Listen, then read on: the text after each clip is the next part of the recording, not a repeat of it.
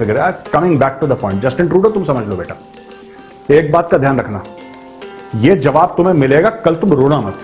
और ये होने वाला है क्योंकि भारत में मूड बड़ा खराब है लोगों का।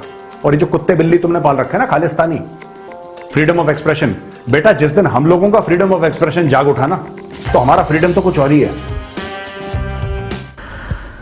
खालिस्तानी सियासी कारकुन हरदीप सिंह निज्जार के कत्ल के बाद से लेकर जो इंडिया और कनाडा के दरमियान टेंशन शुरू हुए हैं, इसके बारे में कल मैंने आपको बताया था कि दिस विल गो लॉन्ग, ये जल्दी ख़त्म होने वाले नहीं हैं। हालांकि इंडिया के अंदर बहुत सारे उनके फॉर्मर डिप्लोमेट्स और बहुत सारे उनके पॉलिटिकल एनालिस्ट ये कह रहे हैं इन दिनों कि कुछ दिनों के अंदर ये मामला रिजॉल्व हो जाएगा। अमेरिका को सूट नहीं करता कि उसके इत्तेहादी लड़ते फिरे इस तरह आपस में, लेकिन मेरा ये मौक़िफ़ है कि ऐसा नहीं होने जा रहा। एटलीस्ट जब तक मोदी सरकार है वहाँ पे, हिंदुत्व की सरकार इंडिया में है, तो ये मामला रिजॉल्व नहीं होगा, दिस विल गो लॉन्ग। क्योंकि ये नेचर जो है ना, बाय नेचर इस तरह का है कि ये जल्दी से रिजॉल्व नहीं होगा। इसमें थोड़ा सा पॉलिटिकल एंगल कनाडा की जानिब से भी है।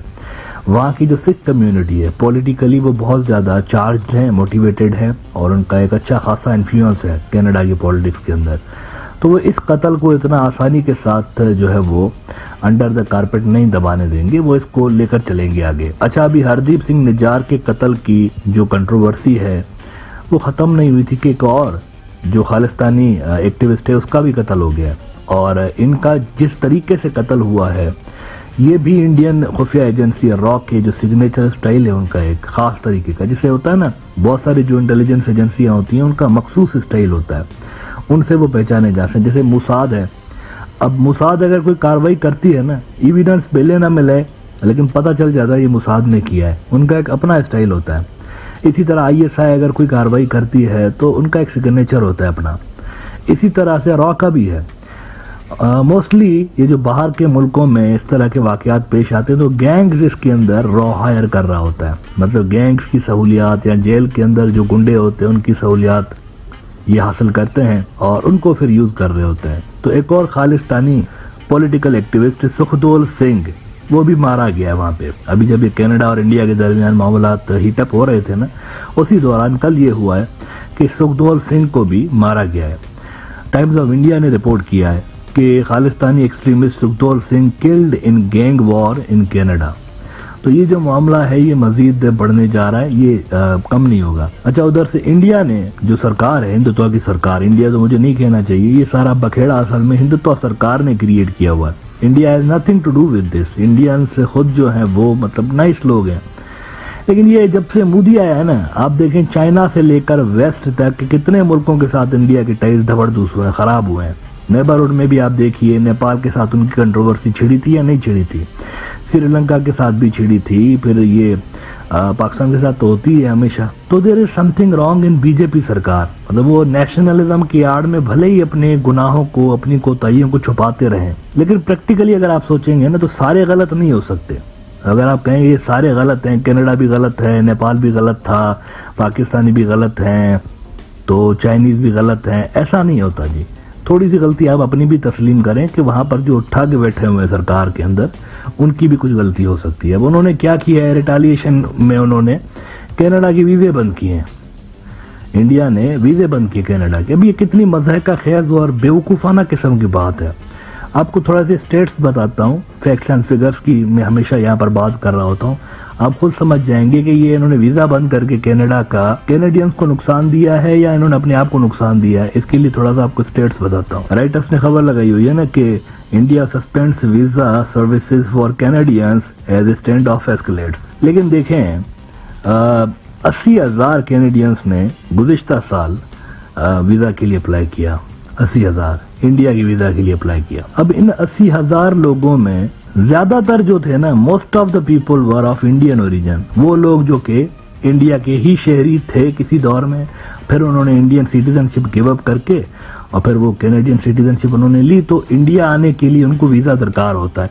मोस्टली वो लोग थे, खुद इनके अपने लोग, जिनके रिश्तेदार, चाचे, मामे, भांजे, भतीजे यहाँ पे रहते हैं इंडिया में। तो 80,000 ऐसे लोग थे। ऑन द अदर हैंड अगर आप देखें तो गुज़िश्ता साल 32,000 इंडियन स्टूडेंट्स कनाडा गए, 32,000।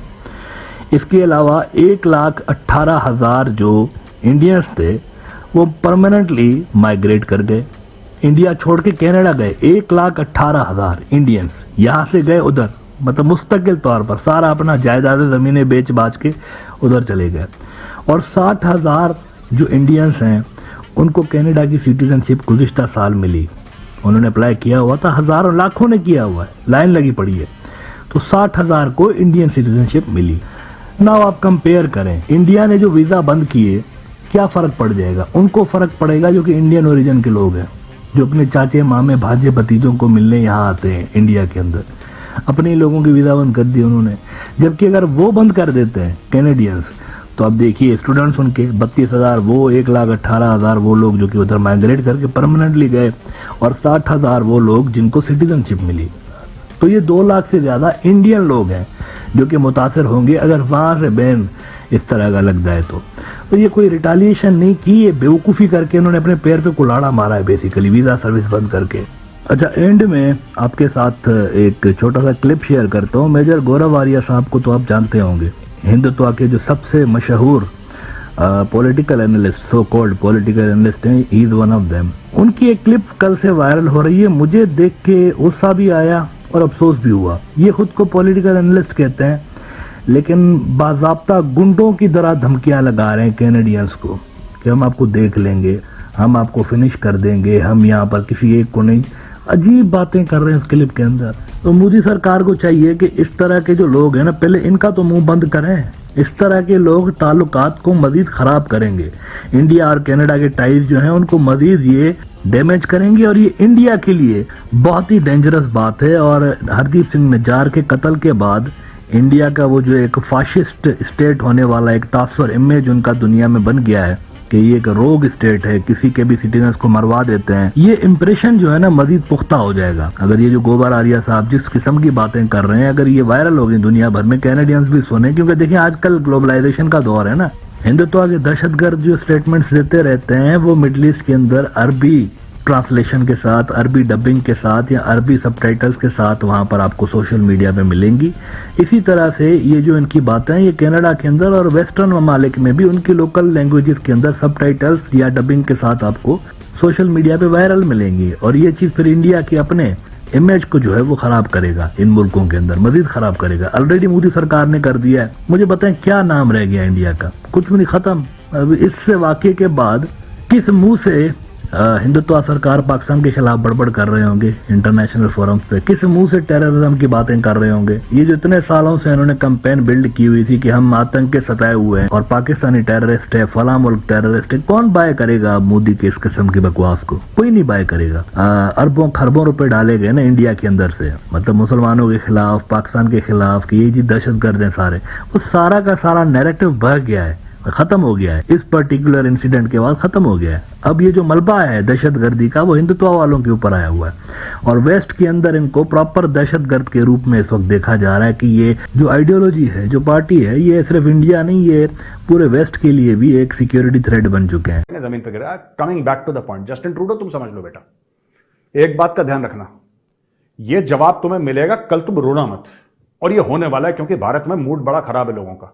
और ये जो कुत्ते बिल्ली तुमने पाल रखे हैं ना, खालिस्तानी, फ्रीडम ऑफ एक्सप्रेशन, बेटा जिस दिन हम लोगों का फ्रीडम ऑफ एक्सप्रेशन जाग उठा ना, तो हमारा फ्रीडम तो कुछ और ही है। उस दिन ना तुम्हारा हाई कमीशन रहेगा, ना तुम्हारे कॉन्सुलेट्स रहेंगे यहां पे। मैं तुम्हें आज बता रहा हूं, ये जितने भी सुअर हैं खालिस्तानी, इनकी गर्दन पकड़ के इनको जेल में डालो और जलील ज्यादा करो। जेल में कम डालो, जलील ज्यादा करो। इनको घसीट घसीट के ले जाओ, हमारे मन को शांति दे दो। You can do your business in peace. वरना बेटा जब पड़ेगा ना, तो मैं बता रहा हूं, आज मेरी गारंटी है, मेजर की गारंटी है, ये होगा। ये साल भर के अंदर होगा। बाद में चूचू मत करना, ओहो हाउ डिड दिस हैपन, ये तो हमें पता ही नहीं चला। तुम्हें पता ही नहीं चलेगा बेटा, पता ही नहीं चलेगा। मैं बता रहा हूं,